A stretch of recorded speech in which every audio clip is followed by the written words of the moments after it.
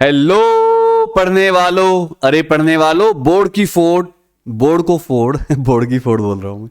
Board को फोड़ 2 series का आज नेक्स्ट लेक्चर है। और आपको पता है इस सीरीज में मैं आपको एक एक टॉपिक करवा रहा हूँ। 30 से 35 मिनट की या 25 मिनट की वीडियो बनाता हूँ जिससे आपका टाइम वेस्ट ना हो।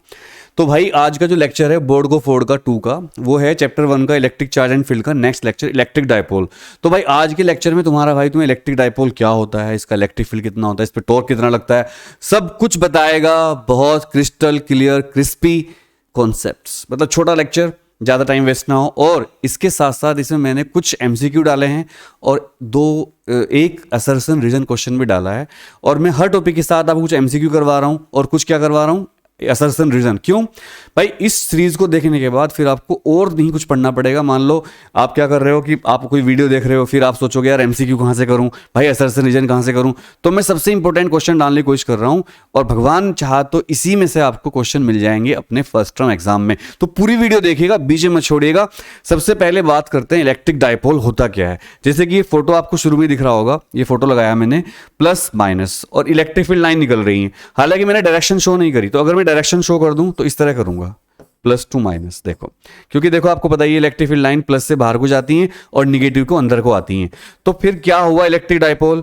इलेक्ट्रिक डायपोल को इस तरह समझिए आप, एक एनिमेशन आपको दिख रहा होगा यहाँ पर। इलेक्ट्रिक डायपोल में एक पॉजिटिव चार्ज होता है और एक निगेटिव चार्ज होता है, और पॉजिटिव चार्ज से इलेक्ट्रिक फील्ड लाइन निकलकर निगेटिव की तरफ जाती हैं। तो अगर ये क्वेश्चन आता है एमसीक्यू में कि which of the following diagram shows the electric field lines of a dipole, तो फिर ये अच्छी तरह समझ लो, एक एक लाइन देख लो किस तरह डायग्राम बना हुआ है। ये प्लस चार्ज है, यहां से इलेक्ट्रिक फील्ड लाइन जा जाकर, और देखिए जो बीच की लाइन होती है ये एक्सियल लाइन है, इसको एक्सियल लाइन बोलते हैं बीच वाली को। ये बिल्कुल सीधी है, ये लाइन भी स्ट्रेट है, ये लाइन थोड़ी मुड़नी शुरू हो गई, ये लाइन स्ट्रेट है, फिर थोड़ी थोड़ी इनमें कर्वेचर आना शुरू हो जाएगा और ये कभी आपस में इंटरसेक्ट नहीं करेंगी। कुछ बच्चे जब डायग्राम बनाते हैं तो लाइन को इंटरसेक्ट करवा देते हैं, जिससे उनका डायग्राम गलत माना जाएगा। हालांकि फर्स्ट टर्म में आपको डायग्राम नहीं बनाना है, आपको एमसीक्यू करना है। लेकिन आपको एमसीक्यू में 4 वो देगा फोटो, कहेगा बताओ इनमें से which of the diagram shows accurately the electric field lines of a dipole, तो आपको दिखाना पड़ेगा। अच्छा, अगर डायपोल नहीं बोला तो बोल देगा which of the diagram shows the electric field lines of A positive negative charge combination. तो जब मैंने बोल ही दिया है बात कि पॉजिटिव निगेटिव चार्ज कॉम्बिनेशन, तो आप ये तो समझ ही गए होंगे कि इलेक्ट्रिक डायपोल क्या होता है। इलेक्ट्रिक डायपोल देखिए, मैं आपको अगर बताऊं सिंपल भाषा में, वैसे तो बहुत सारी डेफिनेशन है, तो आप बस ये लिख देना एग्जाम में, मैं लिख के दिखा रहा हूं आपको। It is the combination of two equal and opposite charges separated by a very small क्या distance। बताओ याद हो गई लिखते लिखते मेरे, या नहीं हो गई? ठीक है, मैं लाइव इसलिए नहीं पढ़ा रहा हूँ क्योंकि लाइव में बहुत सारा टाइम कमेंट रीड करने में, बच्चों के उनके नाम शाउट करने में भी चला जाता है। हालांकि बीच बीच में कुछ क्लास में लाइव भी लूंगा, ऐसा नहीं कि सारी क्लास रिकॉर्डेड होंगी, बट मेरा उद्देश्य बस ये था कि बच्चों का टाइम वेस्ट ना हो। इसको मैं एक बहुत अच्छी सीरीज बनाना चाहता हूँ बच्चों, और आप हर लेक्चर के नीचे कॉमेंट करके अपने सजेशन भी दे सकते हो क्या कमी रह गई है ना। तो it is the combination of 2 equal and opposite charges separated by a very small distance. तो अगर मैं इसका डायग्राम बनाऊंगा तो देखिए इस तरह बनेगा। इधर मैं माइनस क्यू चार्ज ले रहा हूं, मान लो इधर प्लस क्यू ले रहा हूं, तो ये बन गया डायपोल। ये क्या बन गया? डायपोल। और इसमें क्या होगा, इलेक्ट्रिक फील्ड लाइंस आपको पता ही है, प्लस की बाहर को निकलती हैं, माइनस की वही लाइन फिर माइनस के पास जाती हैं। ये जरूरी नहीं कि आप इधर माइनस लो, आप इसको इस तरह बना सकते हो, इधर प्लस और इधर माइनस। ये देख सकते हैं आप। अभी जो मैंने आपको डायग्राम दिखाया था वो यही था, इधर प्लस था इधर माइनस, और देखिए चार्ज कहाँ फ्लो कर रहा है, प्लस से माइनस की तरफ पॉजिटिव चार्ज जा रहा है। देखिए क्यों जा रहा है, क्योंकि जो लेगा वो पॉजिटिव चार्ज देगा, तो यार इस पर जो लेता है ना वो निगेटिव होने लगता है, और जो देता है वो पॉजिटिव ज़्यादा होने लगता है। मतलब आप इलेक्ट्रॉन का ट्रांसफर करते हो तो आप ज़्यादा पॉजिटिव होने लगते हो। So this is the combination of 2 equal and opposite charges separated by a very small distance. तो भाई इसके अंदर ऐसी क्या खास बात है, हम इसको क्यों पढ़ते हैं, क्या फंडा है इसका, डायपोल इतना इंपॉर्टेंट क्यों है, डायपोल की बातें इतनी क्यों करी जाती हैं, और डायपोल की पहचान कैसे होती है, मतलब कोई डायपोल कितना स्ट्रॉन्ग होगा या कितना वीक होगा। तो किसी भी डायपोल की जो स्ट्रेंथ होती है, औकात होती है, वो देखी जाती है। एक फिजिकल टर्म होती है डायपोल मोमेंट। क्या होती है? Dipole moment. I repeat, dipole moment. तो जिस तरह आपका, जैसे कोई वो होता है, कोई इंसान होता है तो उसको अपने सरनेम से बड़ा प्यार होता है, अनुराग त्यागी, कोई और नाम अमिताभ बच्चन। तो ऐसे ही राजस्थान में लोग पगड़ी बहुत इंपॉर्टेंट उसको माना जाता है। हरियाणा में हुक्का, हुक्का पीने को बहुत बिरादरी का प्रतीक माना जाता है, इज्जत का प्रतीक माना जाता है। गांव में तो आज भी कहते हैं अगर कोई गलत काम कर देता है तो पंचायत बैठती है और पंचायत कहती है इसका हुक्का पानी बंद कर दो। हुक्का पानी का मतलब अब इसको अपने पास कोई नहीं बैठाएगा और इससे कोई बात नहीं करेगा, इसके साथ कोई रिश्तेदारी नहीं रखेगा, इसके घर आना जाना बंद कर देंगे। तो सोचिए इसी तरह किसी डायपोल की इज्जत या औकात क्या होती है, मैं आपको बताना चाहता हूं। देखिए, औकात डायपोल की, औकात डायपोल की, डायपोल की कहानी अनुराग सर की जबानी। मैं सारी बातें आपको बताऊंगा डायपोल के बारे में। अरे पढ़ने वालों, औकात डायपोल की का मतलब है डायपोल मोमेंट। क्या मतलब है इसका? Dipole moment. एक एक कॉन्सेप्ट मैं आपको समझाना चाह रहा हूं सिंपल भाषा में। सिंपल भाषा क्यों? क्योंकि आपको चीज़ें, आप क्या करते हो, आपने लेक्चर देखा, किसी का वीडियो देखी, मैं बहुत बच्चों को पढ़ाता हूं तो बात होती रहती है बच्चों से, भैया हम लेक्चर देखते हैं, वीडियो देखते हैं तो लगता है समझ में आ गया, पर जब टेस्ट होता है तो हम फेल हो जाते हैं या हमारे नंबर कम आते हैं। ऐसा क्यों होता है? इसका रीज़न ये होता है कि लेक्चर देखते हुए आप उसको विजुअलाइज कर लेते हो कि हाँ भाई बड़ा अच्छा पढ़ाया, लेकिन लेक्चर तो टीचर ने पढ़ाया ना, आपके दिमाग में कितना गया, आपने उस कॉन्सेप्ट को कितना समझा, ये आप कैसे जानोगे? तो इसके लिए टीचर को चाहिए कि बुकिश लैंग्वेज ना देखकर उसको थोड़ा बच्चे को आसान समझाए। देखो डायपोल मोमेंट क्या होता है बच्चों, मान लो मेरे पास कोई डायपोल है, ये देखो, ये प्लस चार्ज और ये माइनस चार्ज। अच्छा, डायपोल की लेंथ को, ये दुनिया का पहला एग्जाम्पल है फिजिक्स में जिसमें लेंथ को 2L 2X 2R से डिनोट करते हैं। और अगर आप किसी से बात पूछोगे ऐसा क्यों करते हैं, टीचर भी आपसे पूछ सकता है, तो इसका आंसर देंगे लोग कि ऐसा इसलिए करते हैं कि इससे कैलकुलेशन ईजी हो जाती है। मुझे बड़ी हंसी आती है इस बात पर, यार कैसे कैलकुलेशन ईजी हो जाएगी इससे? देखो मैं आपको बताऊंगा असली बात क्या है। ये डायपोल है, प्लस चार्ज माइनस चार्ज, तो डायपोल मोमेंट क्या होता है, ध्यान से समझने की कोशिश करिएगा। डायपोल मोमेंट होता है बच्चों, इसका सिंबल होता है P, ठीक है। डायपोल मोमेंट का जो मोमेंटम का होता है वही इसका सिंबल होता है P, और इसका मतलब होता है एनी चार्ज, कोई एक चार्ज, अगर आप किसी भी एक चार्ज की मल्टीप्लाई कर देते हो डायपोल लेंथ से, डायपोल लेंथ का मतलब जानते हो ना, 2L, किसी किसी को में लिखा होगा 2R, यहां पर 2L की जगह क्या लिखा होगा, 2R लिखा होगा, 2A लिखा होगा, 2X लिखा होगा। मेरा सवाल ये है, अगर आपको पता है कमेंट करके बताइएगा कि डायपोल में ऐसी क्या खास बात है कि इसको हम 2L 2X 2R लेते हैं। तो यार डायपोल मोमेंट क्या हुआ फिर, P is equal to dipole moment, ऐसे लिख लो P क्या हुआ, एनी चार्ज Q, यहां पर साइन नहीं लेना है, इंटू 2L। तो अगर इसको मैं जनरली लिखूं तो डायपोल मोमेंट क्या बनेगा, 2QL, ये बन जाएगा डायपोल मोमेंट। और इसकी यूनिट क्या पड़ेगी, कूलाम मीटर। क्या यूनिट बनेगी, कूलाम मीटर, क्योंकि चार्ज की यूनिट होती है कूलम, इंग्लिश में कूलम कह देते हैं हम, कूलाम कहते हैं, कूलम मीटर। तो ये पूरा लॉजिक है यहाँ पर जो आपको समझ में आ गया होगा कि चार्ज की यूनिट होती है coulomb meter, sorry dipole moment की यूनिट होती है कूलम मीटर। और भाई इसको आपको ध्यान रखना है कि इसको आपको कूलम मीटर की उससे लेना है, ब्लैक वाला मार्कर। और ये पूरा यहां पर इसका बेसिक शुरू हो गया।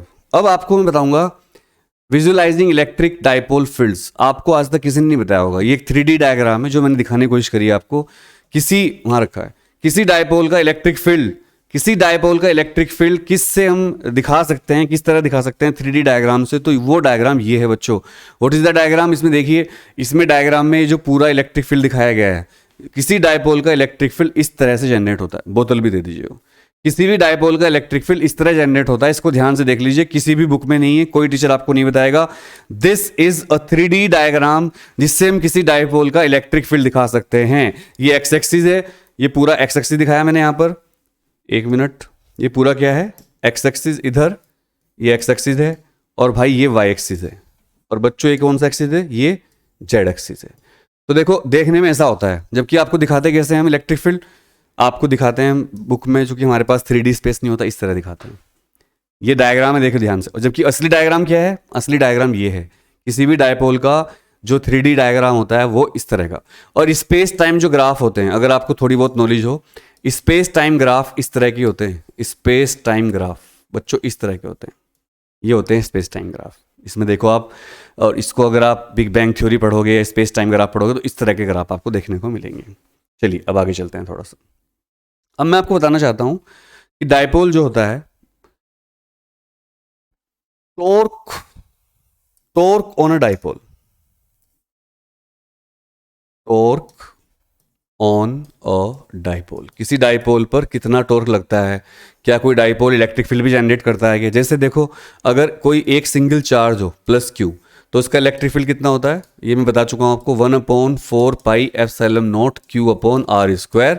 किसी भी चार्ज से आर डिस्टेंस पर पी पॉइंट ले लिया, इस पी पॉइंट पर कितना इलेक्ट्रिक फील्ड होगा, E = 1/4πε0 Q/r², न्यूटन पर कूलम। तो आप सोचो, अगर एक सिंगल चार्ज का इलेक्ट्रिक फील्ड इतना होता है, तो यार डाइपोल में तो दो दो चार्ज होते हैं, तो उनका भी तो इलेक्ट्रिक फील्ड होगा ना, तो उसको कैलकुलेट करेंगे, नंबर 1। नंबर 2, जब किसी डाइपोल को एक्सटर्नल इलेक्ट्रिक फील्ड में रखा जाता है तो वो एक टॉर्क एक्सपीरियंस करता है, करेगा ही। तो देखो, मेरे पास इलेक्ट्रिक फील्ड लाइन्स हैं, मैं इलेक्ट्रिक फील्ड लाइन ले रहा हूं, ये देखिए, हम इस तरह दिखाते हैं इलेक्ट्रिक फील्ड लाइन्स को। तो this is a uniform electric field, और इसमें मैं एक डाइपोल रखता हूं, डाइपोल को मैं दिखा रहा हूं यहां पर रेड कलर से। तो ये डाइपोल रखा हुआ है, मान लेते हैं ये प्लस चार्ज ले लो या माइनस ले लो, कुछ भी ले लो आप, इससे कोई फर्क नहीं पड़ेगा। तो इस पर एक टॉर्क लगेगा। टॉर्क क्यों लगता है? देखो, टॉर्क क्या होता है, जैसे आप किसी से पंजा लड़ते हो, ये पंजा लड़ रहे हो, ये टॉर्क लगा रहे हो आप टंकी खोलते हो, ये टॉर्क है। आप हैंडल पकड़ रखा अपने स्कूटी का, आप स्कूटी का हैंडल घुमाते हो, ये भी टॉर्क है। तो टॉर्क क्या होता है बेसिकली? टॉर्क बच्चों, टॉर्क एक वेक्टर क्वांटिटी है, और टॉर्क का फॉर्मूला होता है tau = F cross perpendicular distance d। तो ये क्रॉस प्रोडक्ट का रिजल्ट होता है टॉर्क, ठीक है ना। टॉर्क क्या होता है? क्रॉस प्रोडक्ट का रिजल्ट, वेक्टर क्वांटिटी है। तो किसी इलेक्ट्रिक डाइपोल पर कितना टॉर्क लगेगा जबकि उसको हम एक एक्सटर्नल यूनिफॉर्म इलेक्ट्रिक फील्ड में रखेंगे, ये बहुत इंपॉर्टेंट डेरिवेशन है, और इसको हम यहां पर अब करने वाले हैं। तो एक बात ध्यान रखिएगा, टॉर्क का फॉर्मूला याद रखिएगा। टॉर्क का फॉर्मूला क्या होता है? टॉर्क होता है फोर्स इंटू परपेंडिकुलर डिस्टेंस। तो बच्चों एक बात सोचो, कुछ क्वांटिटी ऐसी भी होती हैं जो स्केलर भी मानी जाती हैं और वेक्टर भी मानी जाती हैं, जैसे इलेक्ट्रिक करंट है। तो कहीं कहीं मैंने कुछ बुक्स में पढ़ा है कि टॉर्क को उन्होंने स्केलर क्वांटिटी लिया है, बट टॉर्क एक वेक्टर क्वांटिटी है, क्योंकि टॉर्क की डायरेक्शन होती है क्लॉकवाइज या एंटी क्लॉकवाइज। तो टॉर्क की डायरेक्शन फिक्स है। तो कहीं कहीं किसी बुक में स्केलर भी आप पढ़ सकते हो, तो इससे आप परेशान मत होइएगा।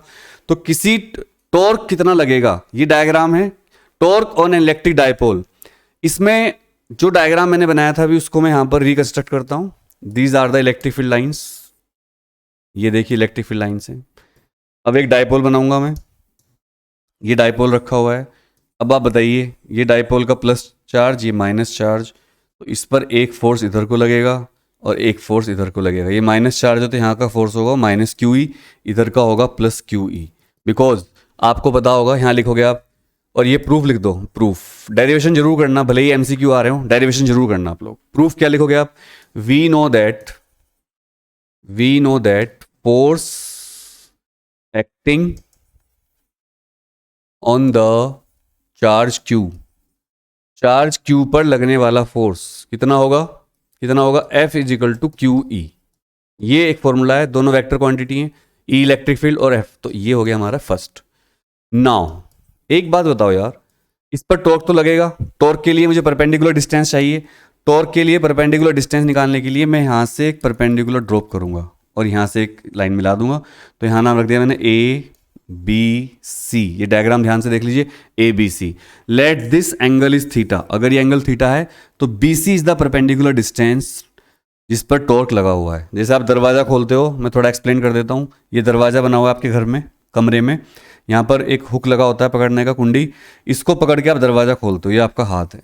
तो जितना आप फोर्स लगाते हो F, और जितना यहाँ से परपेंडिकुलर डिस्टेंस है ये D, तो इन दोनों का जो क्रॉस प्रोडक्ट होता है F क्रॉस D, इसी को हम क्या बोलते हैं? टॉर्क। इसी को हम क्या बोलते हैं? टॉर्क। सो टॉर्क निकालने के लिए हमें दो चीज चाहिए, एक तो चाहिए हमें फोर्स और एक चाहिए परपेंडिकुलर डिस्टेंस। तो यार एक बात सोचो, टॉर्क निकालने का तरीका क्या है हमारे पास? टॉर्क निकालने का तरीका है कि हमें फोर्स चाहिए और परपेंडिकुलर डिस्टेंस चाहिए। वेक्टर क्वांटिटी है, कोई टीचर आपसे कहेगा स्केलर है, तो आप डरना मत, वेक्टर ही है, मैं आपको कॉन्फिडेंस से कह रहा हूं। अब टॉर्क का फॉर्मूला होता है फोर्स इंटू परपेंडिकुलर डिस्टेंस। ये होता है ना, फोर्स इंटू परपेंडिकुलर डिस्टेंस। तो यार टॉर्क हो जाएगा फोर्स QE। अभी इसकी हम ले रहे हैं सिर्फ स्केलर वैल्यूज। परपेंडिकुलर डिस्टेंस कितनी है? BC। तो यार एक बात सोचो, इस ट्राइंगल के अंदर ट्रिग्नोमेट्री आपने पढ़ रखी है, in right angle triangle ABC, right angle triangle ABC में साइन थीटा कितना होगा? साइन थीटा कितना होगा, परपेंडिकुलर अपॉन हाइपोटेन्यूज। ये कितना है, डायपोल की लेंथ कितनी लेते हैं हम, 12। परपेंडिकुलर कितना है, BC, तो BC अपॉन 12, तो यहां से BC कितना हो जाएगा, 2L साइन थीटा। ये BC वो नहीं जो आप सोच रहे हो, ये BC इसकी परपेंडिकुलर डिस्टेंस ये वाली। तो BC की वैल्यू 12 साइन थीटा यहां रख दीजिए। इसको इक्वेशन फर्स्ट मान लो, इसको इक्वेशन सेकंड मान लो और लिख दो by equation first and second, by equation first and second we have, ये स्टेप्स होते हैं, इनको आपको जरूर लिखना चाहिए। Torque is equal to QE और BC की वैल्यू कितनी है, 2L साइन थीटा। तो ये वैल्यू आ गई टॉर्क की, QE 2L साइन थीटा। और टॉर्क की यूनिट क्या होती है, newton meter, force into perpendicular distance. अब इसका थोड़ा ऑपरेशन करते हैं। मेरे पास टॉर्क की वैल्यू आ गई 100, torque on the dipole kept in uniform electric field. किसी डाइपोल पर जबकि वो यूनिफॉर्म इलेक्ट्रिक फील्ड में रखा हुआ है तो कितना टॉर्क लग रहा है उसकी कैलकुलेशन हम कर चुके हैं। क्या कर चुके हैं, टो इज इक्वल टू हमारे पास आया था QE और इधर आया था 2L साइन थीटा। अब देखिए ट्रीटमेंट, मैं इसको कैसे लिखूंगा, अब मैं इसको लिखूंगा to is equal to 2QL, ऐसे लिख सकते हैं। ये 2L है, ये साइन थीटा है। तो आपको एक बात पता होगी कि यार 2QL क्या बनेगा इसमें से, अगर मैं 2QL को एक साथ लिख लूं तो E बाहर आ जाएगा, E साइन थीटा, ये हो गया ना। और 2QL क्या होता है, 2QL होता है एक डाइपोल मोमेंट। तो डाइपोल मोमेंट तो यार क्या है, डाइपोल मोमेंट तो है वही वेक्टर क्वांटिटी, और E खुद ही क्या है, vector quantity, E sine theta. लेकिन आप शायद भूल गए, अगर मैं इस तरह लिखता हूं, अभी मैं यहां पर वेक्टर नहीं लगा रहा हूं क्योंकि मैंने इसको सिर्फ इस तरह चेक किया है। अभी मैं आपको बताना चाह रहा था कि इस तरह हो सकता है। तो टॉर्क क्या हो गया, टॉर्क हो गया P, इसकी जगह P लिख दिया, यहां पर आ गया E sine theta, PE sine theta. अच्छा, ये तो आप समझ गए होंगे कि यार अगर तुम्हें एक फॉर्मूला बताया था वेक्टर उसमें 11th में, A क्रॉस B क्या होता है, AB sine theta, AB sine theta. तो अगर आप P को A मान लो और E को B मान लो तो ये क्या बन गया, AB साइन थीटा। तो टॉर्क क्या आ गया यहां से, फिर उसकी तरह लिख सकते हो आप A क्रॉस B यानी कि P क्रॉस E, और यानी कि इसको भी आपको वेक्टर बनाना पड़ेगा क्योंकि टॉर्क एक वेक्टर क्वांटिटी है। तो फॉर्मूला आ गया tau is equal to P cross E। इस फॉर्मूले से इसको बोलते हैं cross product of vectors, cross product of vectors. तो आई होप आपकी समझ में आ गया होगा, ठीक है। तो एक बार मैं रिपीट कर देता हूं। सबसे पहले हमने एक यूनिफॉर्म इलेक्ट्रिक फील्ड लिया, इस इलेक्ट्रिक फील्ड की वैल्यू कितनी है, E। ये छोटी छोटी चीजें छूट जाती हैं, इनको जरूर लिखो आप। इसके अंदर एक डायपोल रखा हुआ है, माइनस प्लस चार्ज, ये 12 लेंथ है इसकी। जब ये डायपोल आप रखोगे इस तरह रखोगे तो जैसे ही इसको आप रखोगे घूमना शुरू हो जाएगा ऐसे। टॉर्क जो होता है ना, टॉर्क क्या करता है, टॉर्क हर चीज को घुमाना चाहता है। आप इसको किस तरह समझोगे, डायपोल वाली चीज को, डायपोल क्यों घूमता है इसके अंदर, मैं इसका एक एग्जाम्पल देता हूं, आप एक बार समझ लीजिए। अच्छा, एक मैं एग्जाम्पल देता हूं, बहुत जबरदस्त एग्जाम्पल है मेरे पास एक।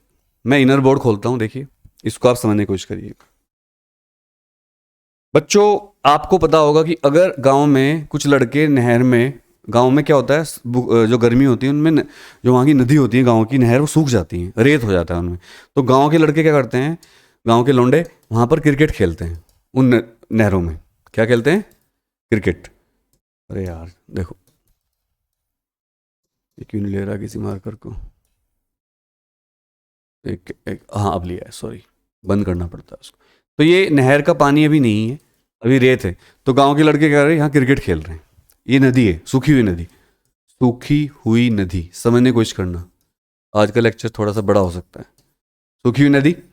अब क्या है कि अचानक देखा लड़कों ने पीछे से पानी आ रहा है, पानी छोड़ दिया डैम से, तो लड़के एकदम भाग लिए बल्ला बल्ला छोड़ के अपना। ये उनका बल्ला है, ये बल्ला है उनका, ठीक है, बैट, इसको बल्ला कहते हैं गाँव में, बल्ला, बैट बॉल, बल्ला। तो लड़के इस तरह छोड़कर भाग गए। जब वो छोड़कर भागे, बल्ला तिरछा पड़ा हुआ था ऐसे। जब इधर से पानी आएगा तो पानी इसको, बल्ले को लकड़ी के बहाकर ले चलेगा अपने साथ। तो मेरा सवाल आपसे ये है कि बल्ला इस तरह ही तिरछा तिरछा बहता रहेगा या फिर पानी बल्ले को पहले सीधा करेगा ऐसे और फिर सीधा करके लेके जाएगा अपने साथ? कौन बच्चा कमेंट करके बताएगा। तो मैं आपको बता देता हूँ, पहले पानी इस पर टॉर्क लगाएगा और पहले इस बैट को पानी अपनी डायरेक्शन में लाएगा, इस तरह सीधा कर देगा बिल्कुल, और जब ये सीधा हो जाएगा तब इसको आगे लेके जाएगा वो।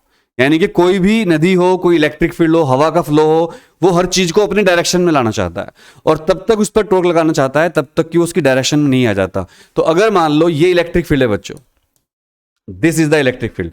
और इसके अंदर कोई डायपोल रखा हुआ है, ठीक है, ये डायपोल रखा हुआ है, तो ये डायपोल इससे थीटा एंगल बना रहा है। तो जब तक ये डायपोल सीधा नहीं हो जाएगा घूमकर ऐसे, जैसे ये रखा है यहां पर, और इसको घूमकर ऐसे नहीं कर देगा ये, तब तक इसके ऊपर टॉर्क लगता रहेगा। इधर लगेगा फोर्स, इधर लगेगा, इसको घुमाएगा वो, और कब तक घुमाएगा, जब तक वो उसके पैरेलल नहीं हो जाएगा। और जैसे ही पैरेलल होगा इस पर लगने वाला टॉर्क जीरो हो जाएगा। क्यों? क्योंकि देखो टॉर्क की वैल्यू होती है पी ई साइन थीटा, और अगर वो उसके पैरेलल हो गया तो उस केस में थीटा क्या हो जाएगा, 0 डिग्री। तो टॉर्क कितना हो जाएगा, पी ई साइन 0 0, तो टॉर्क भी कितना हो जाएगा, 0। अर्थात जब कोई इलेक्ट्रिक डायपोल किसी एक्सटर्नल इलेक्ट्रिक फील्ड के पैरेलल रखा होता है तो उस पर लगने वाला टॉर्क क्या होता है, 0। ये एक्सप्लेन कर दिया हमने। अब मैं आपको एक बात और बताता हूं। तो केस फर्स्ट क्या था?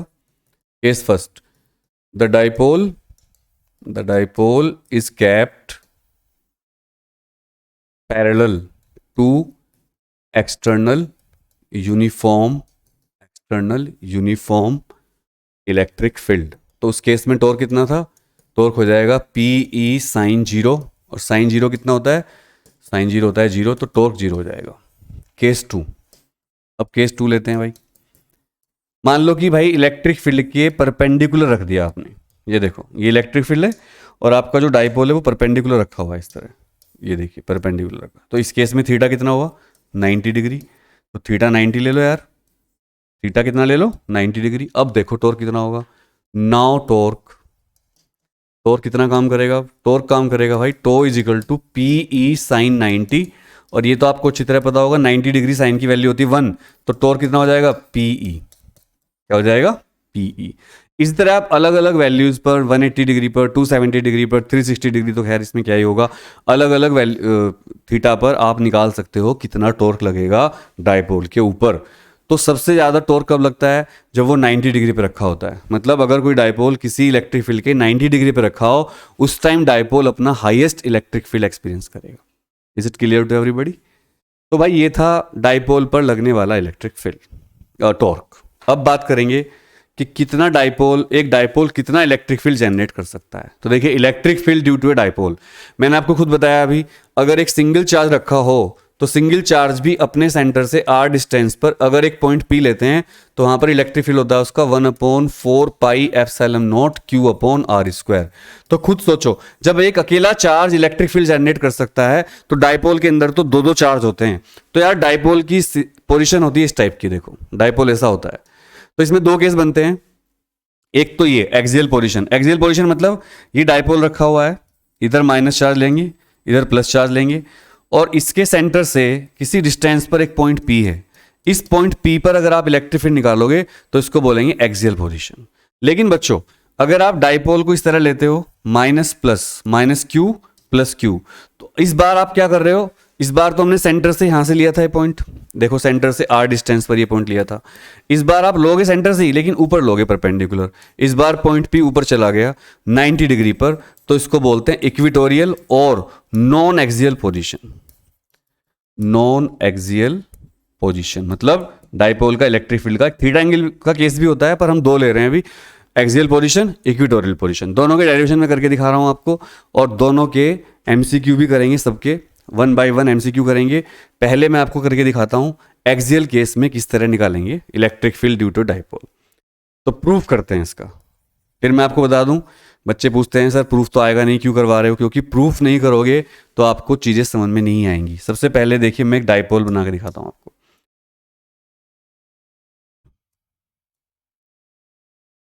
ये देखिए ये रखा है डायपोल, और ये चार्ज -Q और ये चार्ज +Q।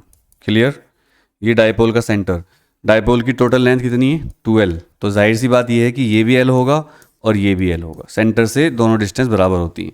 अब इसके सेंटर से r डिस्टेंस पर एक पॉइंट P है, इस पॉइंट P पर मुझे इलेक्ट्रिक फील्ड निकालना है। और मैं बता दूं ये डिस्टेंस यहाँ से यहाँ तक कितनी है r। तो एक बात तो आप समझ गए होंगे, ये डिस्टेंस कितनी होगी r - L, और बच्चों ये डिस्टेंस कितनी होगी यहाँ से यहाँ तक r + L। ठीक है, सबसे पहले इसी को समझ लेना, अगर ये समझ में आया तो ही डेरिवेशन आगे समझ में आएगा। अब देखो किसका इलेक्ट्रिक फील्ड किस तरफ लगेगा, कितना लगेगा, ये यहां पर समझने वाली बात है। ये है माइनस चार्ज की electric field line minus charge की तरफ होती है, तो इसका इलेक्ट्रिक फील्ड इधर को लगेगा। इसको मैं E1 लिख रहा हूं, E1 किधर लग रहा है, अलोंग PA, इसका नाम मैं A लिख रहा हूं, इसका नाम मैं B लिख रहा हूं और इसका नाम मैं O लिख रहा हूं, O। तो जो E1 की डायरेक्शन है दैट इज अलोंग PA। अब ये पॉजिटिव चार्ज रखा है यहां पर, देखो ये वाला, दिस इज पॉजिटिव चार्ज। इसका इलेक्ट्रिक फील्ड बाहर, लाइन बाहर को जाएंगी तो इसका इधर को लगेगा E2, और E2 की डायरेक्शन क्या होगी, अलोंग BP, इधर को। तो यार ये दोनों इलेक्ट्रिक फील्ड हैं जो अपोजिट लगे हुए हैं एक दूसरे के। अब हम इनकी वैल्यू फाइंड करेंगे और इनकी एक डेरिवेशन करेंगे कि नेट इलेक्ट्रिक फील्ड कितना एक्सपीरियंस होगा यहाँ पर। तो उसके लिए मैं क्या करूंगा, इस इलेक्ट्रिक फील्ड में से इसको लेस कर दूंगा या इसमें से इसको कर दूंगा, लेकिन मैं किस में से किसको करूंगा, जो बड़ा होगा उसमें से छोटा होगा, ठीक है। अब बड़ा छोटा कौन होगा मैं बता देता हूँ आपको। देखो E1 की वैल्यू कितनी होगी यार, E1 की वैल्यू होगी 1/4 पाई एप्सिलॉन नॉट Q। यहां पर माइनस प्लस मत लेना, E1 इसका इलेक्ट्रिक फील्ड है, यहां पर माइनस प्लस नहीं होता। इसकी डिस्टेंस कितनी है, R प्लस एल का whole square. Equation number first, ये E1 है, R प्लस एल। E1 यहां तक है, देखिए यहां तक ये, तो R प्लस एल। E2 कितना होगा, E2 होगा 1/4 pi epsilon naught Q upon, distance कितनी E2 की, ये है, इतनी डिस्टेंस है बस, ये वाली डिस्टेंस, यहां से यहां तक कितनी डिस्टेंस है, R माइनस एल, तो R माइनस एल का होल स्क्वायर। Equation number 2। अब यार देखो इलेक्ट्रिक फील्ड जो होता है बच्चों, वो डिस्टेंस के इनवर्सली प्रोपोर्शनल होता है स्क्वायर के, यानी कि इलेक्ट्रिक फील्ड डिस्टेंस के स्क्वायर के इनवर्सली प्रोपोर्शनल है। तो जिसकी डिस्टेंस कम होगी उसका इलेक्ट्रिक फील्ड ज्यादा होगा। तो क्लियरली ये बात कह सकता हूं कि E2 is greater than E1। इसलिए भाई E एक्सियल जो होगा, यानी कि net electric field at P, net electric field at P, वो एक्चुअल में क्या होगा, E2 बड़ा है तो उसको लिखेंगे E2 minus E1, E2 minus E1। यहां तक क्लियर हुआ। अब E2 माइनस E1 की वैल्यू फाइंड करते हैं। नाउ E2 माइनस E1 कितना होगा बच्चों, E2 माइनस E1 होगा 1/4 पाई एप्सिलॉन नॉट, कॉमन आ रहा है, Q कॉमन आ रहा है, अंदर क्या बच रहा है 1/R माइनस एल का whole square minus 1/R plus L का होल स्क्वायर। ये आ गया हमारा। अब क्या करें भाई, सोल्व करेंगे इसको। देखो Q/4 pi epsilon not, LCM low, LCM लेंगे इसका तो क्या आएगा एलसीएम इन दोनों का, देखो R minus L into R plus L, तो हो जाएगा R square minus L square, A minus B into A plus B क्या होता है, A square minus B square, इसका होल स्क्वायर। इससे डिवाइड करेंगे इसको पहले तो वो बचेगा, तो लिख दो R प्लस एल का होल स्क्वायर, माइनस इससे डिवाइड करेंगे तो ये बचेगा, तो R माइनस एल का होल स्क्वायर। यहां पर थोड़ी सी कलाकारी है मैथमेटिक्स की, इसको ध्यान से देखिए, बच्चों को बहुत इसमें प्रॉब्लम होती है। तो भाई Q/4 पाई एप्सिलॉन नॉट बाहर, देखो इसमें क्या है R square minus L square. इसमें एक बार मैं ऐसे ही सोल्व करके दिखाता हूं, फिर अप्रोक्सीमेशन लेके दिखाऊंगा। A प्लस बी का होल स्क्वायर खोलो, R square plus L square plus 2RL minus, इसको खोल दो R square plus L square minus 2RL, खोल दिया। नीचे क्या बचा, R square minus L square का होल स्क्वायर, ये बचा। अब मैं इसको ऊपर वाले खोलूंगा और सोल्व करूंगा। इधर करते हैं सोल्व, खोले Q/4 पाई एप्सिलॉन नॉट, इसको खोलते हैं बच्चों। जब इसको आप खोलोगे तो ये माइनस होगा, ये माइनस होगा, ये प्लस होगा, तो ये कट जाएगा, ये कट जाएगा, और ये प्लस होने की वजह से दोनों जुड़ जाएंगे, है ना, मजा आता है ना ऐसे कटता है जब। तो क्या बचेगा ऊपर 4RL, और नीचे क्या बचेगा R square minus L square का होल स्क्वायर। तो मैं आपको एक जनरल और एक बिल्कुल ओरिजिनल करके दिखा रहा हूं, बाद में सोल्व करूंगा इसको फिर। तो ये जो 4 है बच्चों, इसको आप ऐसे लिख लो 2 × 2, तो एक तो 2 बाहर ले लो और एक 2 अंदर रखो, 2 अंदर, इस Q को अंदर ले जाओ, इस L को अंदर रखो और इस R को बाहर ले जाओ, और नीचे क्या बचेगा R square minus L square. अभी अप्रोक्सीमेशन मैंने ले लिया है, कभी आप सोचो गलत कर रहे हो सर। और 2QL क्या होता है P, तो क्या बनाए 2P और 1/4 पाई एप्सिलॉन नॉट, भूल गया मैं यहाँ पर, तो 4 पाई एप्सिलॉन नॉट लिख लो, 2P/4 पाई एप्सिलॉन नॉट, और भैया R/R square minus L square का होल स्क्वायर, ये बचा। ये है असली डेरिवेशन, न्यूटन पर coulomb electric field, axial, E axial. अब मैं आपको लेकर दिखाता हूं इसका अप्रोक्सीमेशन के साथ वैल्यू क्या आती है। देखो हम लिखेंगे since R is much greater than L, it implies L square will be negligible. ये अप्रोक्सीमेशन है। मैं आपको डायग्राम एक बार दिखा देता हूं, अगर आपको लग रहा हो क्या है सर ये। देखो इस डायग्राम में क्या है, 2l डिस्टेंस है और l इतनी छोटी सी है और r इतना बड़ा है, तो r is much greater than l। सो भाई यहां पर जो होगा l, अगर l बहुत छोटा है तो l स्क्वायर ऑलमोस्ट क्या हो जाएगा, 0, टेंस टू 0। 0 नहीं होगा, जब कोई डिस्टेंस छोटी होती है, कोई वैल्यू छोटी होती है तो उसका स्क्वायर और भी छोटा हो जाता है। कैसे, देखो 0.02 छोटा है, यस सर, बोलो यस सर, लेकिन इसका स्क्वायर करेंगे तो क्या आएगा, 4 और 4, मतलब 4 के बाद डेसिमल 1 2 3 4, ये देखिए कितना छोटा हो गया। अभी जो चीज छोटी होती है उसका स्क्वायर और भी छोटा हो जाता है। मतलब अगर कोई इंसान जिसमें गुण ना हो और वो घमंड करेगा, हा मैं ये हूं, तो उसकी वैल्यू और भी कम हो जाएगी फिर। ठीक है, तो यहां पर मैंने अप्रोक्सीमेशन लिया है, नेग्लिजिबल होगा। अगर एल स्क्वायर नेग्लिजिबल होगा तो इसको छोड़ दूंगा मैं, तो क्या बचेगा, आर स्क्वायर का स्क्वायर।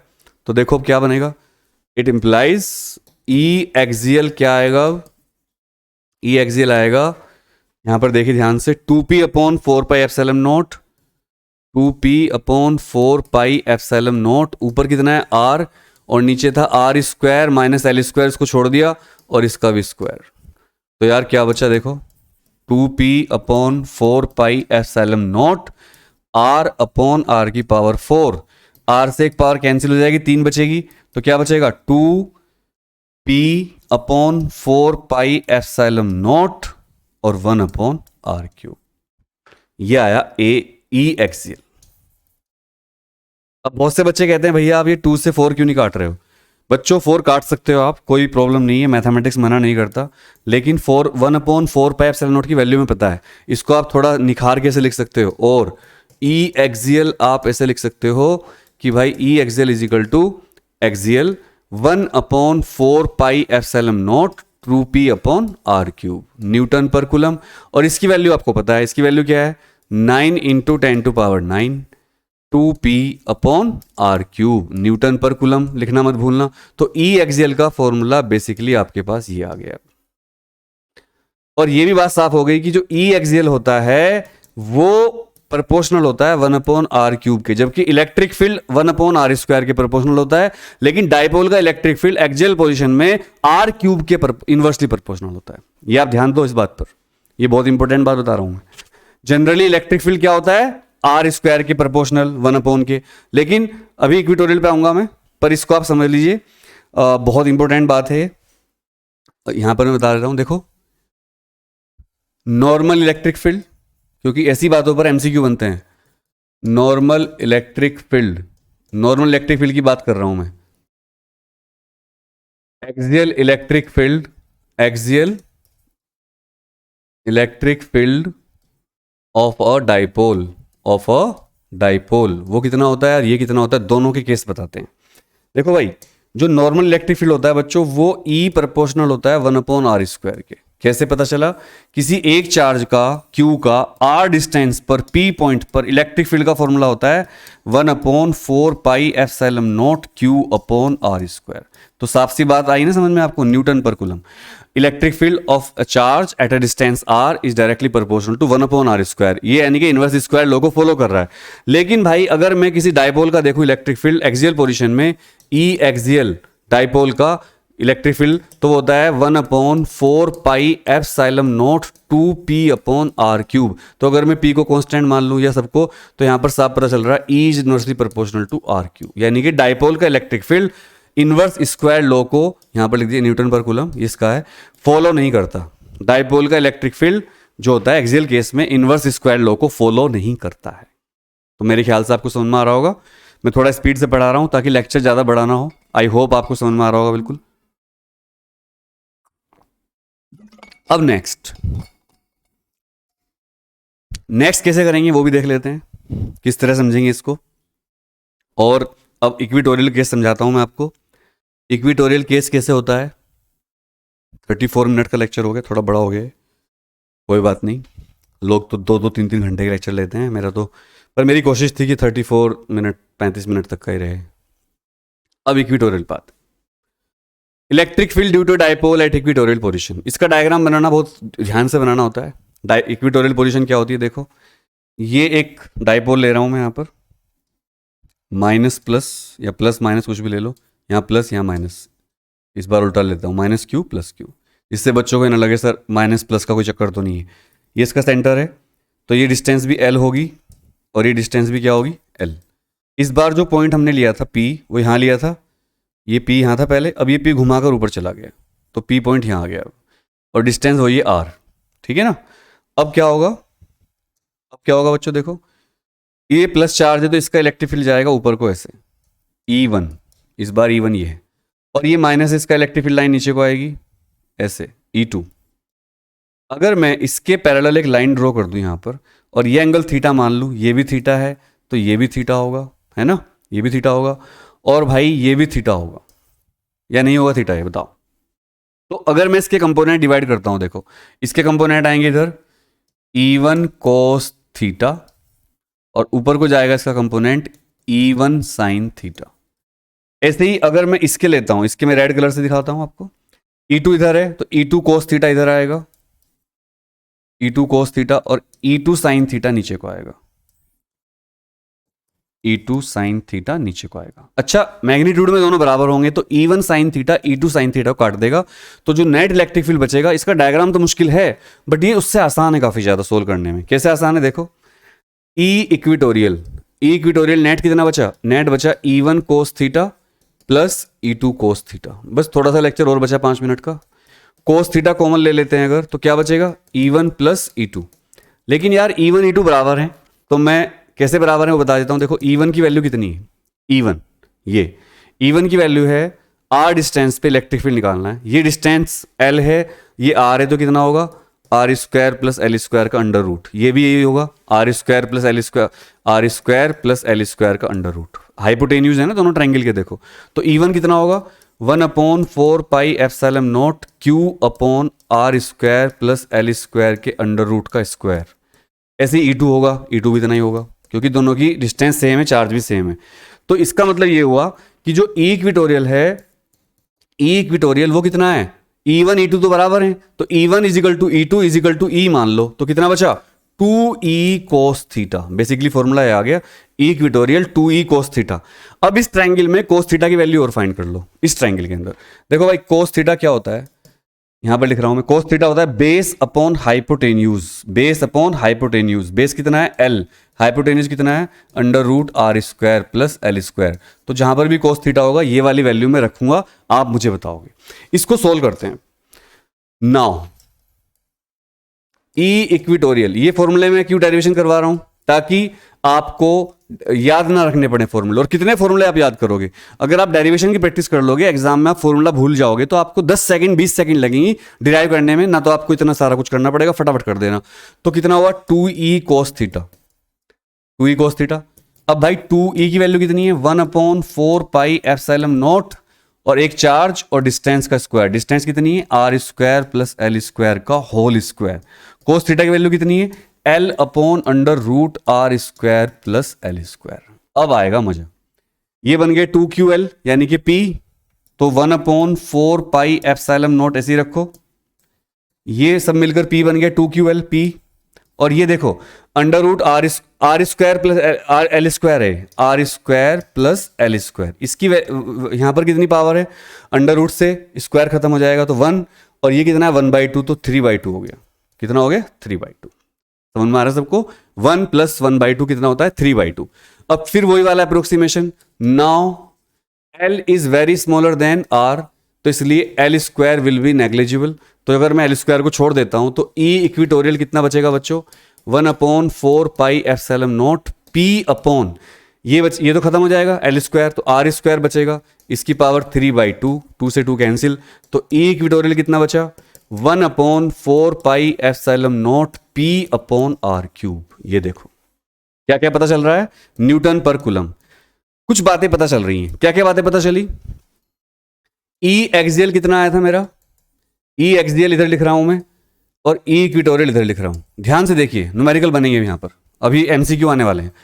E एक्सियल की वैल्यू थी, E एक्सियल की वैल्यू थी 1/4 pi epsilon naught 2P upon R cube, जबकि इसकी वैल्यू क्या है, इसकी वैल्यू है E इक्विटोरियल की 1/4 pi epsilon naught P upon R cube. Newton पर कूलम, ये भी न्यूटन पर कूलम। इसका क्या मतलब हुआ, साफ मतलब हुआ इसका कि जो भाई E एक्सियल होता है बच्चों वो 2 गुना होता है E इक्विटोरियल से। देखो ये देखो इस पर ही एमसीक्यू बना देंगे। What is the relation between E axial and E equatorial, तो ये रिलेशन आएगा। दूसरी बात, बोथ, दोनों ही, बोथ फॉलो, दोनों फॉलो करते हैं क्या, कि जो इलेक्ट्रिक फील्ड होता है दोनों का ही, एक्सियल का और इक्वेटोरियल का, आर क्यूब के इन्वर्सली प्रोपोर्शनल होता है, यानी कि दोनों इन्वर्स स्क्वायर लॉ को फॉलो नहीं करते। तो आई होप आपको समझ में आ गया होगा। और ये सब मैग्नीट्यूड निकाले हैं मैंने, सब मैग्नीट्यूड, डायरेक्शन का ध्यान नहीं रखा है क्योंकि मैं आपको समझाना चाह रहा था कि एमसीक्यू किस तरह बनेंगे। तो ये आपका समझ में आ गया होगा आपको, मैंने आपको बता दिया। MCQ practice session, MCQ practice session आ गया है आपके सामने। अब हम एमसीक्यू करेंगे। ये देखो बच्चा परेशान हो रहा है कि एमसीक्यू मुझसे होंगे नहीं।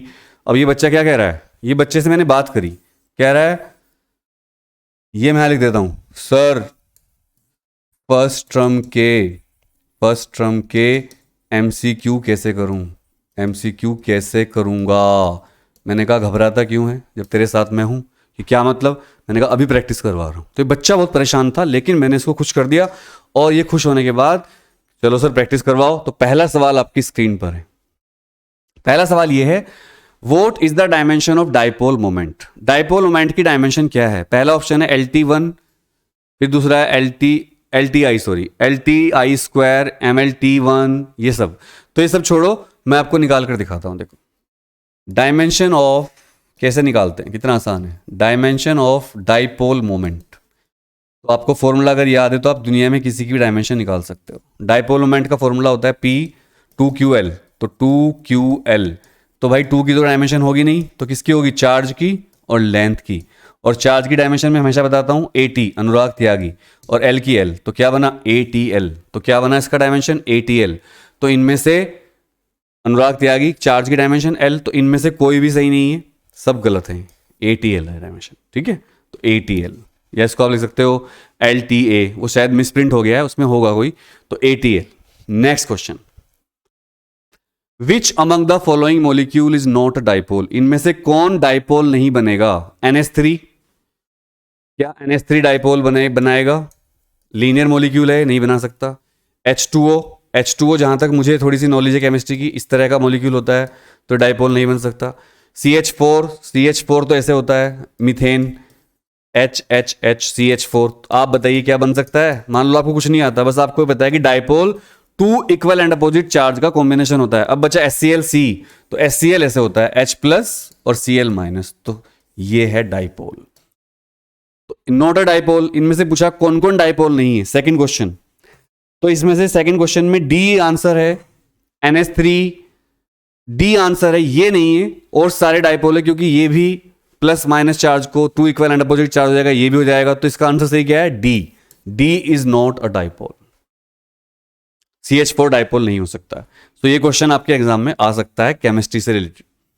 Third question, the electric field at a point on the perpendicular bisector of a dipole is directed. देखो ये क्या दे दिया क्वेश्चन, ये क्वेश्चन कहां से दिया है, ये क्वेश्चन इक्वेटोरियल पोजीशन से दिया है। The electric field at a dipole at a point in the perpendicular bisector of a dipole, मतलब ये डाइपोल है और इसका बीच में से परपेंडिकुलर बाइसेक्टर, यहां पर इलेक्ट्रिक फील्ड पूछा है, जो भी निकाला था हमने, याद है आपको, 1/4πε0 P/r3। अब देखते हैं कौन सा ऑप्शन ठीक लगता है इनमें से। Along the dipole moment, perpendicular to the dipole moment, opposite to the dipole moment, 45 degree to the dipole moment. सोच के देखिए कौन सा क्वेश्चन निकलेगा इनमें से। क्वेश्चन नंबर 3 आज के एमसीक्यू का, क्या लगता है आपको, perpendicular to the dipole moment. तो बी आंसर इज करेक्ट, क्योंकि ये perpendicular to the dipole moment होता है। तो थर्ड क्वेश्चन का बी आंसर है, perpendicular to the dipole moment. अब नेक्स्ट क्वेश्चन, एक और क्वेश्चन देखते हैं। A system of two equal and opposite charges plus q and minus q separated by a small distance d has a dipole moment p is equal to, तो यार ये तो सबको ही पता है 2qd, तो इसका आंसर क्या है, b। मैंने यहाँ l की जगह d लिख दिया, 2ql होता है, तो बस रिप्लेस कर दो 2qd, ये आंसर आ गया, ठीक है ना। अब एक क्वेश्चन हम लेते हैं असर्शन रीजन टाइप। असर्शन क्या है यहाँ पर, question number 4, polar molecules have permanent dipole moment. Reason क्या है इसका, in polar molecules the centre of positive and negative charges coincide even when there is no external field. तो आपको 4 option इस तरह के दिए जाएंगे, A and R are true, R is the correct explanation of A। B क्या है, A and R are true, R incorrect explanation of, मतलब R उसका रीजन सही नहीं है। C A is true but R is false, D A is false but R is true. तो क्या answer होगा इसका? कौन बच्चा बता सकता है? आप इसे ध्यान से देख लीजिए। इसका आंसर क्या होगा बच्चों? कौन बच्चा इसका सही आंसर बताएगा? इसका सही आंसर है सी वाला। मतलब ये बात तो ठीक है बट ये बात गलत है, रीजन इसका सही नहीं है। तो इसके क्वेश्चन का आंसर निकालना बहुत मुश्किल होगा आपके लिए। वो तो भला हो सीबीएसई का निगेटिव मार्किंग नहीं है। अगर निगेटिव मार्किंग होती तो बहुत सारे बच्चों के आंसर गलत हो जाते। तो मैंने आपको 4 एमसीक्यू करवाए और एक असर्शन रीजन क्वेश्चन करवाया। मैंने आपको डायपोल बताया, डायपोल मोमेंट बताया, डायपोल पर लगने वाला टॉर्क बताया, डायपोल का एक्सियल और इक्विटोरियल इलेक्ट्रिक फील्ड निकाला और 4 एमसीक्यू और एक 5वां असर्शन रीजन क्वेश्चन करवाया। इस वीडियो को ध्यान से देखकर और ज्यादा एमसीक्यू करने की प्रैक्टिस करिएगा। मैं एक मेंटी भी करवाऊंगा जल्दी ही। So thank you very much. उम्मीद है आपको लेक्चर अच्छा लगा होगा। अगर आपको लगा कि मैंने मेहनत करी है तो लेक्चर को लाइक करिएगा, शेयर करिएगा और चैनल को सब्सक्राइब करिएगा। Love you all.